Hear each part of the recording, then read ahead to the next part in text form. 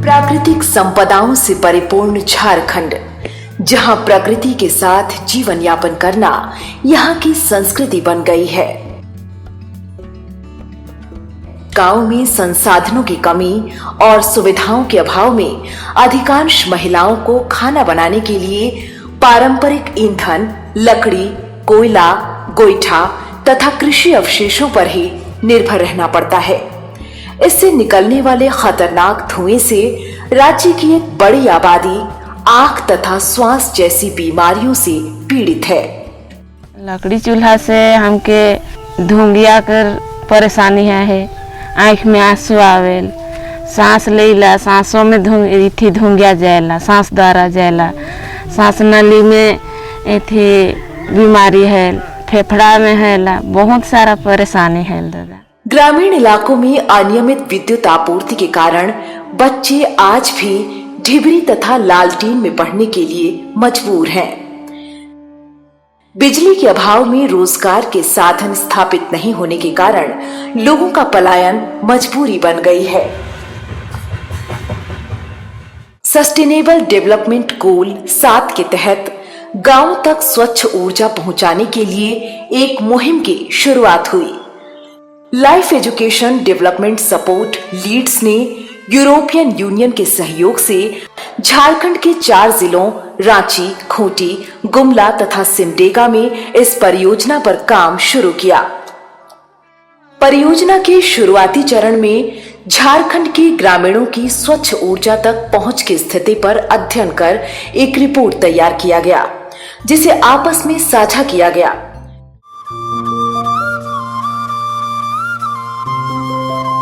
Rural areas में हमने different partners के साथ अपने प्रोग्राम को कन्वर्ज करने की कोशिश करी है, जिसमें लीड्स एक काफ़ी इम्पोर्टेंट स्टेक होल्डर रहा है और इनके थ्रू हमने लगभग 14 डिफरेंट ब्लॉक्स में जाकर फार्मर्स को, वुमेन्स को सेंसिटाइज करने की कोशिश करी है कि ये सारे पॉलिसीज और प्रोग्राम गवर्नमेंट के अवेलेबल हैं, जिनको आपको भी एक्सेस करना चाहिए।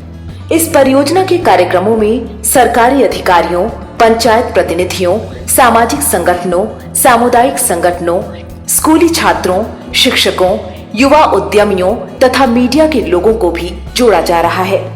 इधर हम लोगों ने जो लीड ऑर्गेनाइजेशन के साथ मिलकर के सोलर ऊर्जा पर फोकस कर रहे हैं, तो इसकी डिमांड काफी जनरेट हो रही है, बढ़ रही है और मेरे ख्याल से हर किसान और व्यक्ति सोलर ऊर्जा की ओर आकर्षित हो रहा है और स्वच्छ ऊर्जा हम देने में कामयाब होंगे। और हम लोग प्रयास कर रहे हैं बिशनपुर में, उसका जो रिप्लिकेशन होगा वो पूरे जिले में होगा और आई थिंक सरकार और अफसर लोग मिलकर के इसी दिशा में आगे बढ़ेंगे, पूरा जिला स्वच्छ ऊर्जा युक्त होगा, ये ऐसा हमारा प्रयास है। प्रशिक्षण, सेमिनार, कार्यशाला तथा जागरूकता अभियान जैसे कार्यक्रमों के माध्यम से स्वच्छ ऊर्जा के प्रति लोगों को जागरूक किया जा रहा है। पर्चा, पोस्टर, बैनर, हस्तपुस्तिका, मार्गदर्शिका जैसे प्रचार तंत्रों तथा दीवार लेखन के माध्यम से लोगों के बीच स्वच्छ ऊर्जा से संबंधित जानकारियां भी दी जा रही है। ग्रामीणों के बीच बैठकों का आयोजन कर ग्रामीणों को सोलर ऊर्जा तथा बायोगैस से मिलने वाली स्वच्छ ऊर्जा की जानकारी दी जाती है। खाना पकाने के लिए महिलाओं को धुआं रहित चूल्हे तथा एलपीजी गैस के उपयोग के बारे में भी बताया जाता है। लीड्स वाला दादा मन आई के हम उनके बता लें, ज्ञान दिलें। हम छोड़ा मन के पढ़े में जो पहले दिक्कत होते रहे उतना नहीं होते और एखन तो ठीके से पढ़े में भी छोड़ा मन कर भी रुचि अच्छा से लागत है। पहले डिग्री में पढ़त रहे तो मन के रुचि भी नहीं आवत रहे पढ़े में। विद्यालयों में क्लीन एनर्जी क्लब के बच्चों तथा शिक्षकों के बीच स्वच्छ ऊर्जा की जानकारी दी जाती है।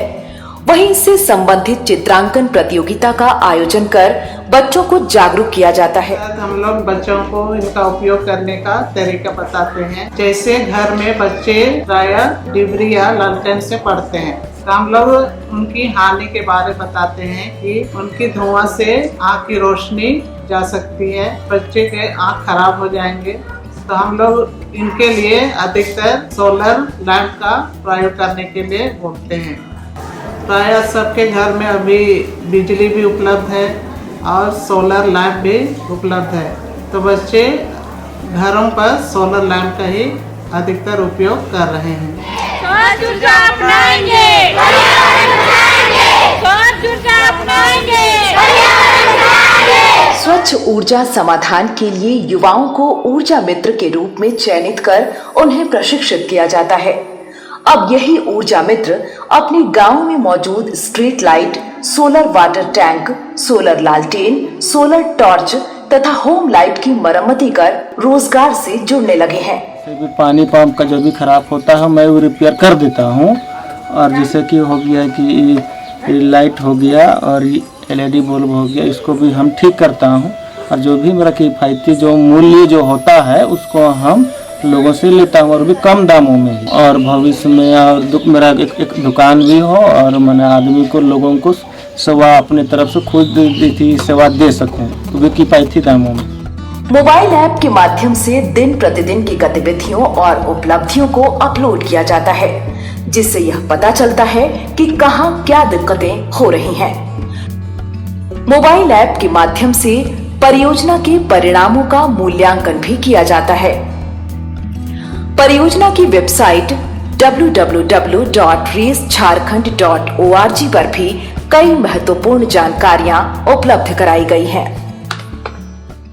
जब ये काम हम लोग शुरू किए थे तो सोलर एनर्जी के बारे में लोगों को बहुत ज़्यादा जानकारी नहीं थी, लेकिन जब हम लोगों ने अवेयरनेस कैंप चलाया और पंचायत स्तरीय क्लीन एनर्जी समूह बनाया, पंचायतों को इन्वॉल्व किया, लोगों को इन्वॉल्व किया, स्कूलों को इन्वॉल्व किया, बाल संसद के को जानकारी दी, विद्यालय प्रबंधन समिति को इन्वॉल्व किया, तो इस जितने भी समुदाय आधारित संगठन थे सबको इसमें हम लोग इन्वॉल्व किया। तब अब बहुत आसानी से हम लोग स्मोकलेस चूल्हा भी बना रहे हैं, जो भी ललटेन आ रहा है उसको प्रॉपर्ली डिस्ट्रीब्यूट भी करा रहे हैं। और अभी हम लोग इन्वायरमेंट को और प्रमोट करने के हिसाब से एक मैंगो प्लांटेशन जो सरकार की थी उसको भी कन्वर्ज कर रहे हैं, ताकि समग्रता में पर्यावरण को शुद्ध बनाया जा सके और बेहतर बनाया जा सके। कोशिश है जितने भी ऑल्टरनेटिव सोर्स है एनर्जी का उसको गांव तक पहुंचाया जाए। गांव, पंचायत, प्रखंड, जिला तथा राज्य स्तर पर क्लीन एनर्जी सॉल्यूशन फोरम का गठन किया जा रहा है।